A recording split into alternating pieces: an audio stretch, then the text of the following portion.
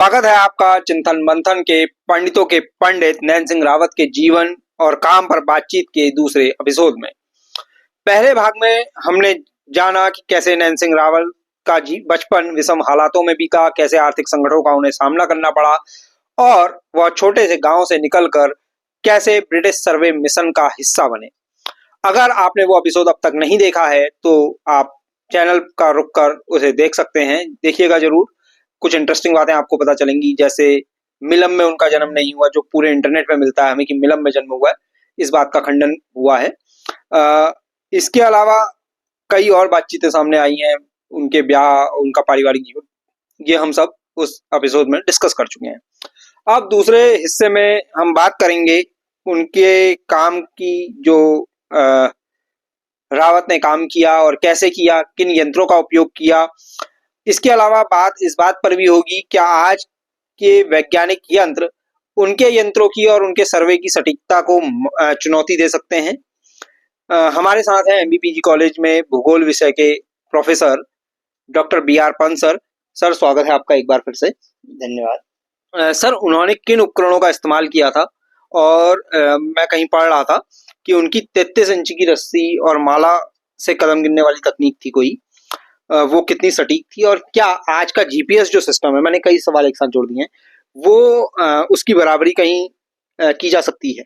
नहीं, देखिए, पहली बात तो यह है कि उन्होंने कौन कौन से उपकरणों का इस्तेमाल किया है। पहला है कि उस जमाने में एक तो कंपास होता था जो दिशा का ज्ञान करता था, थियोडोलाइट था, बॉक्स सेक्सटेंट था, सेक्सटेंट के से जो है अक्षांश और देशांतर एवं तारों की गणना वो उसमें करते थे। प्रिज्मेटिक कंपास था, उससे भी वो सर्वे करते थे, और साथ में जो है कि वो ये सब चीजें अपने साथ देकर के, क्योंकि ये इसका प्रशिक्षण मोंटगोमरी ने उनको देहरादून में कार्यालय में दिया हुआ था। वो ये प्रशिक्षित हो चुके थे और उन्होंने बहुत जल्दी ये चीजें पकड़ी थी। जब वो तिब्बत लहासा की यात्रा पर गए तो तिब्बत लहासा की यात्रा 18 माह की थी, पूरे 18 माह, मतलब तिब्बत, हालांकि वहां 6 महीना रहे, 1 साल तो उनके आने जाने में लग गया था। 18 माह की उनकी पूरी यात्रा रही, जिसमें 1200 मील नापा और लगभग वो जो कि 25 लाख कदम थे।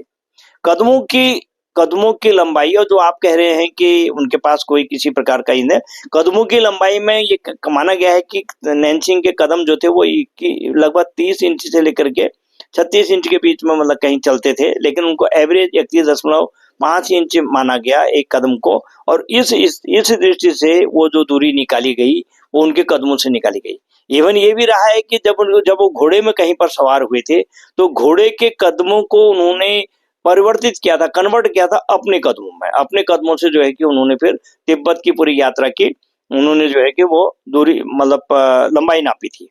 ये लगभग ये इस पूरी यात्राएं बहुत विशेष इसलिए हो जाती हैं कि ये यात्रा जाड़ों में रही है, और पूरा का पूरा जाड़ों में हिमालय और तिब्बत का इलाका, क्योंकि उनको इवन नदियां कई क्रॉस करनी पड़ी। कई जगहों में ब्रह्मपुत्र में वो उल्लेख करते हैं कि ब्रह्मपुत्र में बोट से क्रॉस करना था, जहां पर वहां पर बोट ही बह गई, तो फिर उनको बहुत एक लंबा रास्ता तय करने के बाद जो है कि वो सांगपो यानी कि ब्रह्मपुत्र के पार जाना पड़ा, क्योंकि सांगपो का उद्गम भी जो है वो तिब्बत से ही था। तो इस स्थिति में आप देखते हैं कि जो अब आपने जो कहा कि भाई उनके पास कोई डोरी थी, कोई रस्सी थी, ऐसा उनके पास कुछ नहीं था। लेकिन ये कहा गया कि नापने के लिए उनका वह ये यंत्र था। मोंटगोमरी क्योंकि वो जानते, उनको ने तय किया कि अगर हम इनको सर्वेक्षक के रूप में देंगे तो उनको तो वहां कोई करने काम नहीं करने देगा और घुसने नहीं देगा। तो वो एक बौद्ध भिक्षु के रूप में गए, तो बौद्ध भिक्षु की एक माला उन्होंने उसमें किया था, उसमें माला का प्रयोग किया था।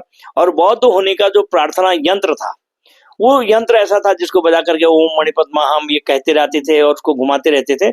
उसके अंदर जो थे कि वो कई सर्वे के यंत्रों को छुपा के रख ले जाते थे। कंपास तो छोटे होते थे तो उसके अंदर छुपा के ले जाते थे, जिससे कि कहीं किसी को कोई शक न हो। इवन कई बार क्या हुआ कि वो बीच की पहले की यात्राओं में एक बार हिमाचल के और उधर लद्दाख के इलाके में गए हुए थे, तो बीच में कुछ जब उनको हिमाचलियों से तिब्बत में उनको सहयोग लिया तो वो भूसेहरी बन गए।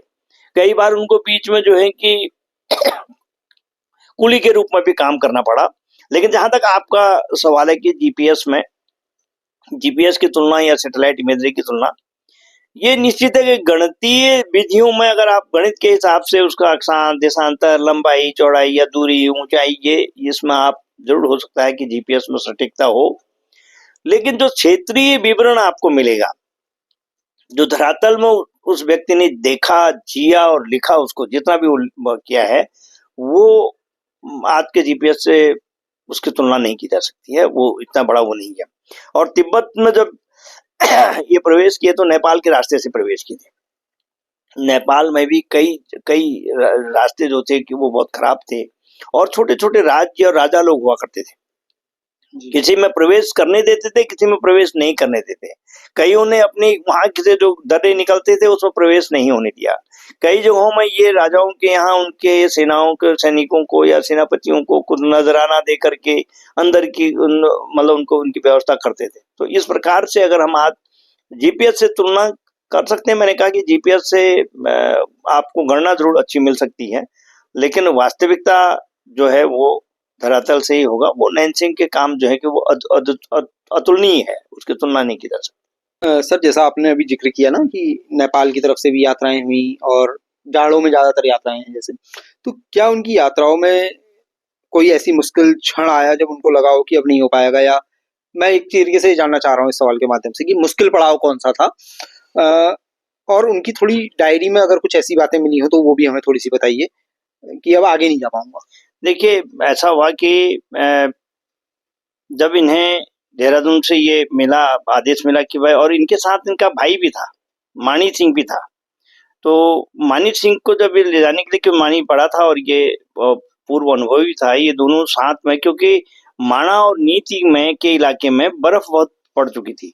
ये किसी दर्रे को पास करने की स्थिति में नहीं थे, जिससे कि ये गढ़ तो हो गया उधर जा पाए, ठोकजांग उधर जा पाए। ये फिर क्या हुआ कि इनको फाइनली रास्ता इन्होंने नेपाल चुना। कि नेपाल के रास्ते से जब ये गए तो नेपाल काठमांडू पहुंचे। काठमांडू के बाद जब ये उत्तर की ओर को बढ़े तो उत्तर को बढ़ने में कई कई जगहों पर इनको जो है कि वो मिले, कई राजघराने कहिए उस समय के उन लोगों में गए। तो बीच में इनको एक रास्ता जो मिला था वहां से निकलने का तिब्बत की ओर को, उस रास्ते से मानी को ये था कि उसने कहा कि मानी सिंह को ये रास्ते वाले पहचान लेंगे। तो मानी सिंह से कहा कि तुम इस दूसरे रास्ते से जाओ और मैं दूसरे रास्ते से जाता हूँ। बीच बीच में इसको कई जगह बुखार भी आए, कई तकलीफें भी इनको हुई, क्योंकि खाना पीना रहना, कई बार गुफाओं में रहते थे, गुफाओं में रह करके अपने बसेरा करते थे, फिर आगे बढ़ते थे। लेकिन मानी सिंह ने इनकी बात नहीं मानी। तो ये दोनों वापस जो है कि वो काठमांडू वापस आ गए। वापस आकर के फिर मानी तो वहीं रह गया, लेकिन नैन सिंह ने फिर हिम्मत की दोबारा, और नैन सिंह इधर अपना जो हमारा लिपू लेक के पास से कुछ दर्रे थे, उधर से निकलने के बारे में विचार बनाया, और मानी सिंह को वहीं छोड़ करके फिर नैन सिंह जो है अकेले पूरा सामान और उसको लेकर के जो है, बीच में जब ये काठमांडू वापस गए तो निश्चित वो क्षण ऐसा था कि शायद अब यात्रा आगे की हमसे हो नहीं पाएगी, हम नहीं कर पाएंगे। लेकिन कुछ दिन काठमांडू में रहने के बाद उसे दोबारा अपनी हिम्मत बढ़ाई और अपना विचार बदला, और फिर जो है कि ये तिब्बत की ओर को जो है कि फिर निकल पड़ा। और बहुत कई दिन, कई पड़ाव, मैंने कहा कि पूरा 1 साल तिब्बत पहुंचने में 1 साल लगा, और तिब्बत के अंदर तो ये 6 महीना रहे। और तिब्बत के जब ये तिब्बत में पहुंचे तो फिर तिब्बत में पहुंचने के लिए भी कई बार क्या हुआ कि इसने कई ऐसे क्योंकि अपने को छुपाना था, अपने को सेपरेट भी रखना था, जिससे कि अध्ययन कर सके। जब ये जहाँ रुकता था वहां रुकने में भी उन लोगों की कई सारी चीजें होती थी, खान पान, रहन सहन, उनकी रीति रिवाज, उसके अनुसार देखता था। एक बार इसने ये देखा कि एक आध ब्रिटिशर्स को तिब्बत में जो है कि वो अपनी डायरी में लिखते हैं कि उसको सिर जो है कि उसके तन से जो है कि अलग कर दिया था। तो ये डर गए थे कि भाई अगर ऐसी चीज अगर जरा सा भी कोई पेट खुलेगा तो हमारा वापस जिंदा जाना मुश्किल हो जाएगा। तो ये कई बार जो है कि जैसे लद्दाख से कुछ लोग वहां को जा रहे थे, तो ये लद्दाख वालियों के साथ कुछ जो हिमाचल और लद्दाख हो चुका था पहले, तो ये कुछ विशेषरी जानता था। तो इसने कहा कि किसी से अपनी दोस्ती गढ़ी वहां, और उससे कहा कि मुझे अपना कुली बना लो, फिर मैं कुली के रूप में जो है कि नैन सिंह जो है आगे को बढ़े। तो ये क्षण इनके बीच में जरूर आए, लेकिन उन्होंने हर क्षण का जो है कि बड़ी दृढ़ता से जो है उसका सामना किया, और तिब्बत में पहुंचे। तिब्बत में पूरे 6 महीने रह करके तिब्बत का पूरा अध्ययन किया। पूरा इवन हम किसी को पता ही नहीं था कि भाई ब्रह्मपुत्र का उद्गम कहाँ है और कौन सी जगहों पर है। उसको जिसको हम सांपू नदी या सांगपू करके कहते हैं। तो ये इनके सामने कठिनाइयां आई थी उस। सर जैसा आप अभी बता रहे थे ना, तो क्या मतलब बार बार ये वेश क्यों बदलना पड़ता था? एक तो ये सवाल आ रहा है दिमाग में। दूसरा कोई और इंटरेस्टिंग फैक्ट इससे जुड़ा हुआ मिल जाए तो। देखिए, बार बार वेश बदलने का कारण तो यह है कि तिब्बत तो आज भी सभी के लिए प्रवेश जो है कि प्रतिबंधित है। उस समय तो पूर्ण रूप से प्रतिबंधित था कि बाहर के क्षेत्र का कोई भी व्यक्ति जो है कि तिब्बत में प्रवेश न करे। और फिर लेकिन इधर जो ये काम चल रहा था, ये ब्रिटिशर्स का था कि पूरी दुनिया में उनका अपना एक औपनिवेशिक राज स्थापित करना था और संसाधनों को लेकर के अपने उपयोग करना ब्रिटिशर्स के वो थी, मतलब उनके पूरा मुहिम उनकी यही थी। उसी संदर्भ में इन्होंने जो है कि उसके सर्वे करने के लिए जो है नैनसिंग को या नैनसिंग जैसे अन्य लोगों को जब जिनको भी साथ लिया इन्होंने, कुछ ये स्वयं भी जाते थे कई जगह, लेकिन तिब्बत में बहुत कम ये स्वयं में जा पाए। तिब्बत में इन्होंने इन्हीं लोगों के माध्यम से जो है कि वहां का सर्वेक्षण किया था। तो इसलिए क्या था, जब प्रवेश ही प्रतिबंधित है तो बार बार इनको, क्योंकि लेकिन भोटियों का जो हमारे पास ये प्रदेश था उत्तराखंड का, अगर आप ऊपर का हिस्सा मानते हैं, चाहे वो नीति का दर्रा हो, माणा का दर्रा हो, या किंगरी बिंगरीला हो, या इधर से डीपू लेक का हो, मंगसाधुरा, लाम्पियाधुरा, ये जितने भी थे, इन दर्रों के माध्यम से हमारे लोग जो हैं कि वहाँ व्यापार करने जाते थे। और हमारे यहाँ से जो था कि यहाँ से जो भी सामान आता था वहां से ये सुहागा है, इवन गोल्ड की बात करते हैं, सोना वहां से लाते थे, यहाँ से नमक इत्यादि वगैरह लेकर के कपड़े इत्यादि का व्यापार ये लोग करते थे। और इनके इवन जो चंवर गाय और चंवर गाय के चंवर पूंछ का जो व्यापार होता था वो भी होता था, और ये लोग भी जुप्पुओं के माध्यम से ही व्यापार कर। और जो हमारी जो वहाँ की जो मंडियां थी, जैसे मैंने कहा कि वो जो मंडियां थी तिब्बत में, गढ़तोक है, दार्जिलिंग है, और क्या कहते हैं ज्ञानीमा है, इन मंडियों में भारत के कहिए या उत्तराखंड के जो व्यापारी थे, भोटिया व्यापारी जो थे, ये जाया करते थे। तो ये, लेकिन इनकी भी जो सीमाएं थी वो अपने व्यापार तक की ही मंडियों तक ही थी, उससे आगे ये भी नहीं जा पाते थे, वहीं से वापस हो जाते थे। तो लेकिन क्या हुआ कि जब इनको अध्ययन करने जाना, वहां तक का तो इनको पास जानकारी होती थी, लेकिन उससे आगे जब अध्ययन करने जाते थे तो निश्चित है कि उस क्षेत्र में जब अलाउ ही नहीं था, तो ये अपना रूप बदल करके, तो रूप बदलने का कारण तो यही रहा कि ये पहले बौद्ध होकर के गए, क्योंकि तिब्बत में बौद्ध धर्म है, इसीलिए ओम मणि पद्माम का जो यंत्र था इसको साथ लेकर के गए। एक बार का इनके साथ एक किस्सा जरूर है कि जो नेपाल के क्षेत्र से ये अंदर प्रवेश करने जा रहे थे तिब्बत की ओर को, तो नेपाल में ये था कि कोई भी अगर मेहमान हमारे घर आएगा तो उस मेहमान की, क्योंकि ये किसी की उसमें गए थे, संस्कृत एक लेटर में गए, पत्र में गए थे, किसी ने इनको रिकमेंड किया था कि तुम मेरे प्रतिनिधि के तौर पर वहां जाइए, मैं इनको भेज रहा हूँ। उन्होंने कहा कि वो उनकी इज्जत करने के लिए उन्होंने वही सम्मान जो है इनको भी दिया जाए। तो सम्मान के रूप में उन्होंने कहा, उनके यहाँ का जो प्रचलन था वो प्रचलन ये था कि जो उनके घर की महिला होगी वो महिला पूर्ण रूप से उनके साथ रहेगी, वही उनकी पूरा काम उनके साथ कर, मतलब रहेगी, खाना पीना वो जो भी है, और साथ रहेगी भी रात को। तो इसको देख करके नैनसिंग जो है कि इमीडिएट बहुत चौंक गए, और नैनसिंग उससे जो है कि उस घर में रात को रुके नहीं। फिर नैनसिंग ने वो घर छोड़ दिया। नैनसिंग वहां से भी किसी दूसरी जगह चले गए जहां इस प्रकार की स्थिति नहीं, मतलब इस प्रकार की भयंकर स्थिति से जो है कि उनको एक बार मतलब नहीं गुजरना पड़ेगा, ऐसी जगह उन्होंने जगह बदल दी थी। और ऐसी कई परिस्थितियां उनके सामने आई, कहीं खाने पीने में भी आई, क्योंकि उनके पास पैसे की भी कमी हो गई थी। पैसा उन्होंने कई जगहों में लोगों को नजराने के रूप में, दूसरे के रूप में दे दिया करते थे। जो था ये अपने पैसों से देना होता था, मतलब जो अपनी तनख्वाह थी उससे देते थे, या जो नहीं, अब ऐसा है कि ये व्यवस्था तो ब्रिटिशर्स ने उनके साथ क्या किया था इसके बारे में नहीं कहा जा सकता। जैसे आप आज भी नहीं कहते हैं, पुलिस लोग कई लोगों को वो देते हैं, लेकिन जो देते हैं खबरिए को, तो वो कहीं कहीं उसको थोड़ी आती है। तो हो सकता है कि वो ब्रिटिशर्स ही कुछ पैसा उनको दे करके देते होंगे कि तुम इसका जो है कि अपना खाना पीना, तनख्वाह के अलावा जो भी बाकी चीजें हैं कहीं उनको देना लेना पड़ेगा, वो भी करना करके। तो उसका ऑन रिकॉर्ड कहीं कुछ ये नहीं लिखा गया है कि ब्रिटिशर्स ने उसको लोगों को देने के लिए ही, नजराना देने के लिए या किसी की सेवा करने के लिए ही पैसा दिया था। अब वो चाहे अपने पैसे से देते हो, लेकिन उनको इतना पैसा उनके पास होता था कि दिया रहता था कि वो अपनी यात्रा को सफल कर सके। सर क्या आप ये मानते हैं कि नैनसिंग ने, जैसे आप कह रहे थे ना अभी बीच में इन सवालों से पहले में, कि जीपीएस और जो सैटेलाइट हैं वो अभी मतलब उससे हम वो तो नाप सकते हैं, सटीकता हासिल कर सकते हैं, लेकिन समाज को और उस चीज को नहीं समझ सकते। तो क्या उन्होंने सिर्फ जमीन नहीं नापी, बल्कि उस जमीन की माने उसके इर्द गिर्द जो चेतना थी और राजनीति थी उसको भी समझाया?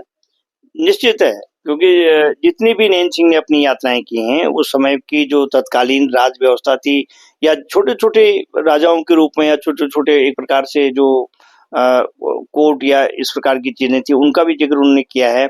और उस समय का प्राकृतिक वातावरण, नदी, वनस्पति या ग्लेशियर, ऊंचाई, इनको साथ लेते हुए उस समाज को, उसकी बोली भाषा को, और उसके रीति रिवाज को, उसकी संस्कृति का उल्लेख भी उन्होंने अपनी डायरी में किया है कि वो कैसे कैसे क्या बोलते थे, कैसे कैसे खाते थे, क्या कैसे रहते थे, इसका उल्लेख उनमें है। तो इसमें माना जा सकता है कि उस समय की राज व्यवस्था में, यानी छोटे छोटे राजा जो हुआ करते थे, चाहे वो नेपाल में हो, चाहे वो तिब्बत में भी कई उस प्रकार से था, तो या जिस प्रकार से भारत उत्तराखंड में भी हुआ करते थे, तो उसका उल्लेख उन्होंने बीच बीच में कहा कि कौन कहाँ मुखिया था, उसके से क्या क्या चीजें थी। और उन्होंने कई जगहों में जिक्र भी किया है कि मुझे जैसे उनके सैनिक छावनियों का या सैनिकों का और उनसे देखने का मौका भी मिला करके। तो निश्चित है कि उनके अनुसार अगर हम कहें तो, और कई बार उन्हीं को देखने के लिए, उन्हीं यात्राओं को देखने के लिए उन्होंने जो मुखिया उनके होते थे, सैनिकों के या राजाओं के जो मुखिया होते थे, उन मुखियाओं को अपने पक्ष में करने के लिए उनको नजराना या इस रंग की पेश किया है, तभी वो उसका देख पाए, और उन्होंने अध्ययन अपनी डायरी में उसका उल्लेख किया है। स्थानीय भाषा को यदि हम देखते हैं, स्थानीय भाषा को सीखने में नैन सिंह में एक अद्भुत क्षमता थी, प्रतिभा थी, जिसके कारण वो कभी बौद्ध भिक्षु बना, कभी वो भूसहरी बना, यानी कि हिमाचल के क्षेत्र का बना, कभी किसी का कुली बन करके उसने अपने लक्ष्य की ओर को बढ़ा। अगर आप पूरा देखते हैं कि इस प्रकार की चीजें उन्होंने अपनी की, मुझे लगता है कि साथ में अगर हम कई बार कहें कि जो इथनोबॉटनी या इथनोजोग्राफी का भी जिक्र कहीं आता है, आएगा कि क्या वो इसके पहले थे, पहले तो मैं नहीं कह सकता हूँ, लेकिन उन्होंने जहां जहां गए उसने वहां की वनस्पतियों का जिक्र भी जरूर किया है। जबकि उसमें क्योंकि हेनरी स्ट्रेची ने कई सर्वे उसमें कर चुके थे, कई ब्रिटिशर्स पहले वनस्पतियों के सर्वेक्षण कर चुके थे। और तिब्बत में तो वनस्पतियां ही बहुत कम होती हैं, क्योंकि वो तो पठारी क्षेत्र है, तो उस बहुत तो हम नहीं कह सकते हैं, लेकिन उन्होंने जो कुछ उनको मिला, जहां जहां उनको मिला, उसका उसने पूरी उन विशेषताओं को जो है उन्होंने अपनी डायरी में जो है कि मेंशन किया है, वहां उन्होंने लिखा है। सर, क्या भारत में जो नैन सिंह रावत जी का काम था पूरा, सर्वे डेटा और रिपोर्टों का, वो उसका सही इस्तेमाल हम लोग कर पाए हैं अभी तक, या वो जो काम है वो अभी भी ब्रिटिश अभिलेखों में ही सीमित हो चुका है? नहीं, बहुत सारी चीजें हैं कि निश्चित है नैन सिंह ने जितना पूरा काम किया होगा अपने समय में, और उनकी लगभग 5-6 यात्राएं हैं पूरे तिब्बत की, ब्रह्मपुत्र से लेकर के, लद्दाख से लेकर के, लहासा से लेकर के, कई यात्राएं हैं उनकी। उन यात्राओं का संपूर्ण तो अभी भी बहुत कुछ नहीं दिखाई देता है, और इवन उन यात्राओं के बीच बीच में जिन लोगों ने उल्लेख किया है, वो कई पक्ष ऐसे हैं। इवन आपको बताएं कि रॉयल ज्योग्राफिकल सोसाइटी ने नैन सिंह की डेथ की डेट पर भी पड़ताल नहीं की, न भारत ने की, न रॉयल ज्योग्राफिकल सोसाइटी ने की। किसी ने उसको बहुत पहले उसको मृत घोषित कर दिया था, किसी ने कहा कि मुरादाबाद गए अपनी जमीन को देखने के हैजे से उनकी डेथ हो गई है। तो अभी हम ये कहेंगे ऐसे कई पक्ष हैं जिन पक्षों पर जो है कि अभी काम किया जाना शेष है, लेकिन कुछ पक्ष ऐसे हैं, जैसे कुछ डायरियां उनकी थी, कुछ उनके यहाँ से कुछ सामान था जो कुछ लोगों ने उस समय उपलब्ध कराया, जो क्षेत्र में अध्यापक रहे। कहीं इसमें कविन शेखर उप्रेती जी का बहुत उल्लेख किया जाता है कि उनके द्वारा उनको एक डायरी मिली थी शेखर पाठक को। डॉक्टर राम सिंह थे, पूर्व प्राध्यापक राजकीय महाविद्यालय पिथौरागढ़ में, उन्होंने इस पर काम किया था।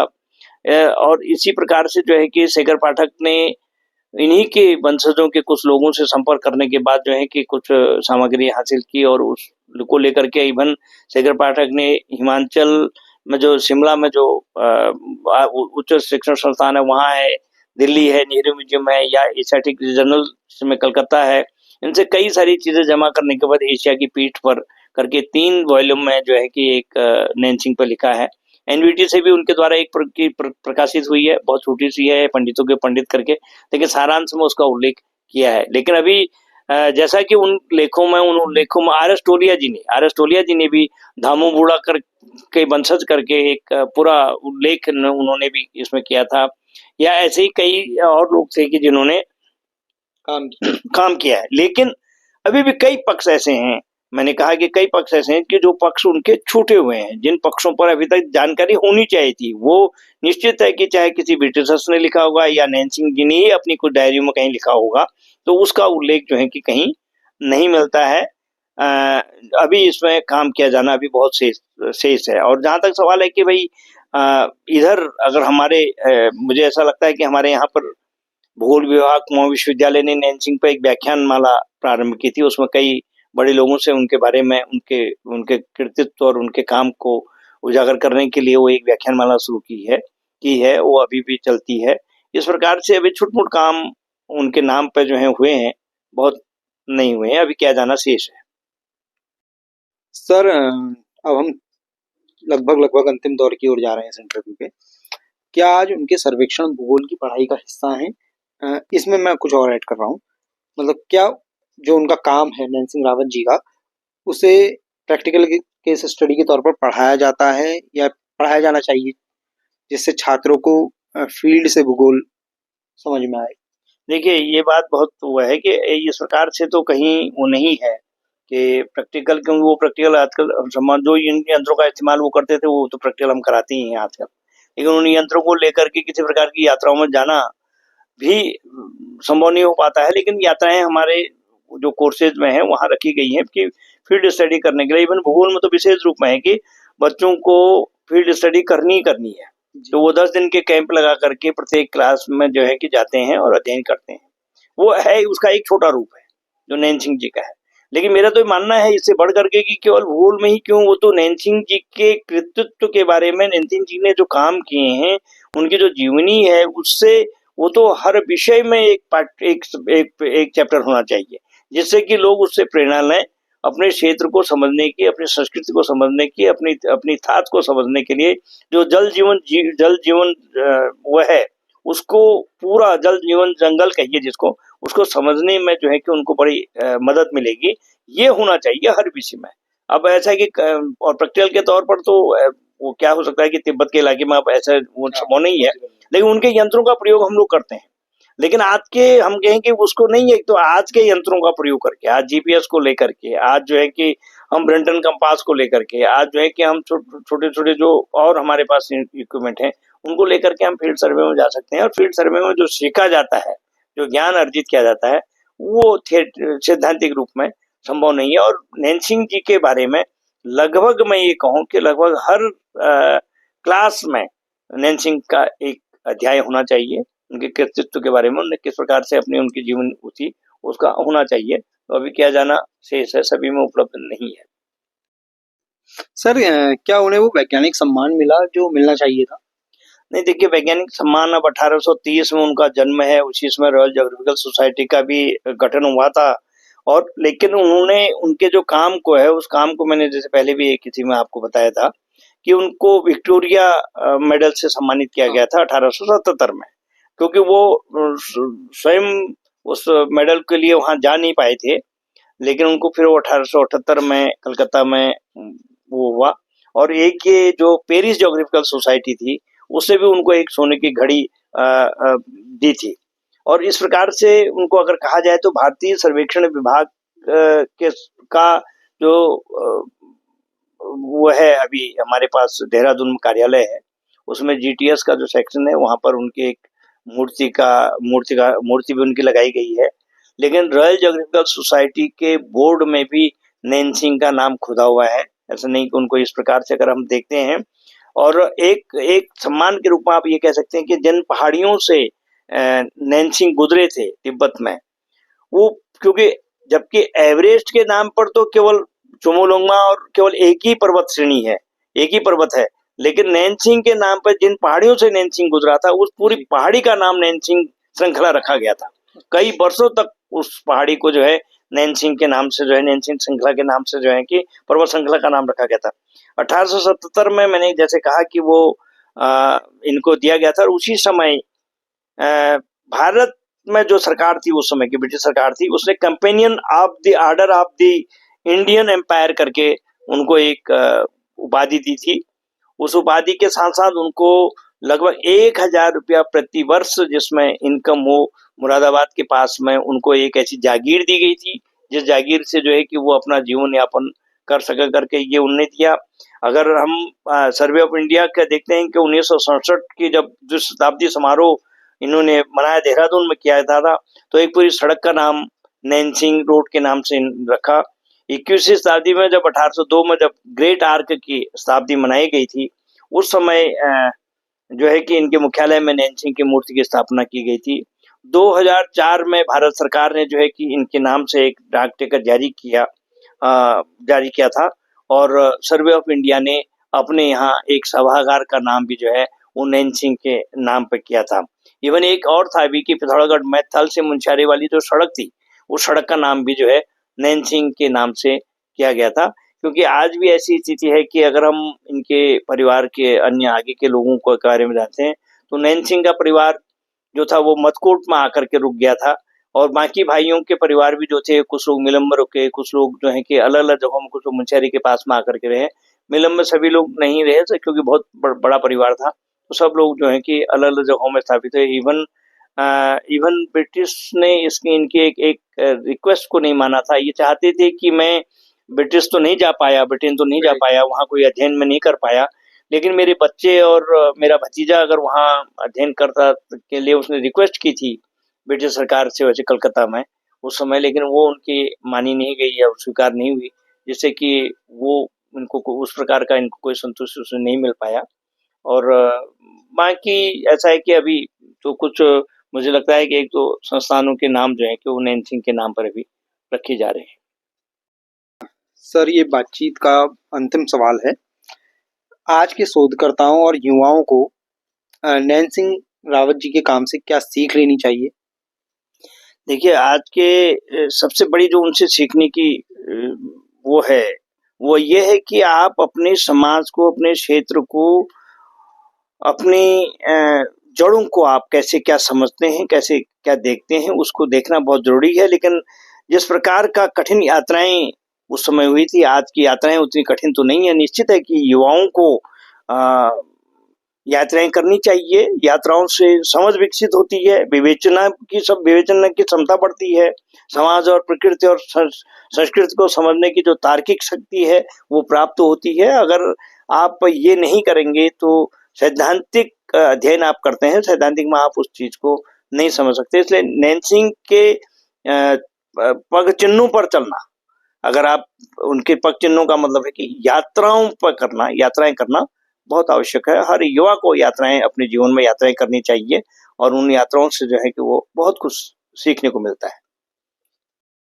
तो इस नोट पर कि युवाओं को यात्राएं करनी चाहिए, यायावर बनना चाहिए, सैर करनी चाहिए, इस नोट पर इस पॉडकास्ट को हम अंतिम विदाई देते हैं। ये नैनसिंग रावत के जीवन पर जो हमने बातचीत की वो यात्रा ही है जिसने हमें सिखाया कि भूगोल सिर्फ नक्शे पर छपा हुआ एक आकार भर नहीं है, एक आकृति भर नहीं है, बल्कि जीवन जीने का, जीवन में बसने का एक सलीका है। उन्होंने सिर्फ जमीन नहीं नापी बल्कि उस जमीन की आत्मा को भी समझा। उन्होंने बताया कि ज्ञान तभी सार्थक है जब वो पहाड़ों, नदियों और लोगों से जुड़कर बोले, उनकी आवाज बने। धन्यवाद सर, इस पूरी बातचीत के लिए आपने हमें समय दिया। बहुत बहुत शुक्रिया P4 पहाड़ न्यूज की टीम की ओर से आपका। धन्यवाद अभिजात, आपने नैनसिंग को याद किया। हम आज इस वक्त में उनको भी अपनी ओर से जो है कि श्रद्धांजलि अर्पित करते हैं और ये उम्मीद रखते हैं कि युवाओं को उनके पग चिन्हों में चलना चाहिए। Thank you. आप सभी श्रोताओं का भी बहुत बहुत शुक्रिया। अगर आपको ये बातचीत और वीडियो पसंद आया हो तो इस वीडियो को लाइक और शेयर जरूर कीजिएगा। अपने सुझाव भी कमेंट कर हमें बताइए। और अगर आप नैनसिंग रावत पर, क्योंकि इतना वृहद काम है, जैसा सर ने भी बताया कि कई पक्ष अभी भी सामने नहीं आए हैं, अगर आप चाहते हैं कि उन पक्षों पर भी हम बातचीत करें और नैनसिंग रावत का एक समग्र जीवन आप लोगों के सामने रखें, तो आप लोग कमेंट करके बताइएगा, फिर सर से दोबारा हम समय लेकर के उस पर भी बातचीत कर सकते हैं। अगर आप चैनल पर नए हैं तो चैनल को सब्सक्राइब कर लीजिए और घंटी वाले आइकन को भी चटका लीजिए। आप लोगों को पहाड़ से जुड़ी हुई खबरें, पहाड़ के लोगों से जुड़ी हुई खबरें हमारे चैनल पर मिलेंगी। ऐसे ही फैक्ट्स मिलेंगे, ऐसी बातचीत मिलेंगी। पहाड़ के मुद्दों पर हम फोकस्ड करते हैं। जल्द होगी मुलाकात किसी नए वीडियो में, नई खबरों, नए तथ्यों या फिर नई बातचीत के साथ। तब तक दीजिए इजाजत। नमस्कार, मैं अभिजात कांडपाल। आप देख रहे थे पी फॉर पहाड़ न्यूज।